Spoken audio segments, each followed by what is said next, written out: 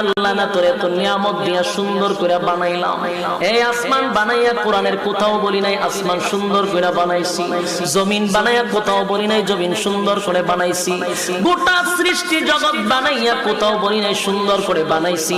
কিন্তু মানুষ রে তুই 3.5 হাত তোরে বানাইয়া কোরআনে একটা নয় দুইটা নয় 4টা কসম করে বলছি তোরে সুন্দর করে বানাইছি।